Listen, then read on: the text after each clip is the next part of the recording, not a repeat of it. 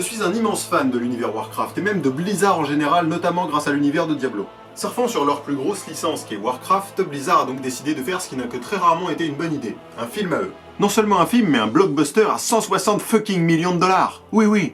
Alors, est-ce que c'était une bonne idée? C'est un film fait par un fan pour les fans, ça se ressent tout le long du film et en tant que fan moi-même, c'était un grand plaisir de ressentir ça. Le film est visuellement, artistiquement et techniquement particulièrement impressionnant, ce qui rend le style visuel particulièrement novateur. Pour ce qui est de l'histoire, les personnages sont cohérents, même si l'histoire de base est très loin d'être suivie à la lettre. Maintenant, il y a probablement trop de personnages, ce qui nous amène au principal défaut du film. Nom de moi, c'est le bordel là-dedans.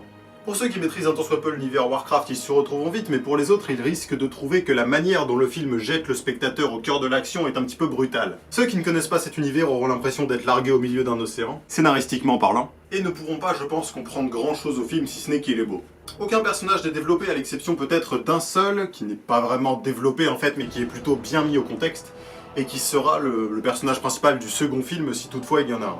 Le film part vraiment du principe que vous connaissez tout ça et c'est peut-être ce qui est un petit peu dommage. Le film laisse également entrevoir une suite. Rien que le titre Le Commencement en laisse entrevoir une de toute façon. Le film est donc clairement destiné aux fans, ce qui va forcément limiter la rentabilité du film sans parler de l'accueil critique qui risque de se sentir mis à l'écart et de crier au fanservice. Et même les fans auraient sans doute préféré être jetés moins violemment au cœur de l'action, en tout cas c'est mon cas. Développer les personnages nous aurait permis de les voir selon un autre point de vue, et surtout de ne pas nous lancer au milieu de l'action avec des personnages importants en veux-tu en voilà, et démerde-toi pour suivre. Sachant que le film a coûté 160 millions. La dernière fois qu'une entreprise de jeux vidéo a voulu créer son propre blockbuster, c'était Squaresoft avec Final Fantasy, les créatures de l'esprit en 2001. L'échec fut tel que Squaresoft a dû fusionner avec Enix pour ne pas faire faillite.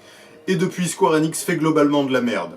Par rapport à Squaresoft en tout cas, à qui l'on doit les meilleurs RPG de l'histoire. Même si ce cas de figure ne peut pas arriver à Blizzard, parce que 160 millions pour nous ça reste tranquille poteau. Un échec pourrait cependant les dissuader de faire une suite, ce qui serait dommage. Merci à vous d'avoir visualisé ce petit raconning sur Warcraft Le Commencement, n'oubliez pas de vous abonner pour ne rien louper des nombreuses nouvelles vidéos qui arrivent sur la chaîne, et puis aussi pour nous faire plaisir.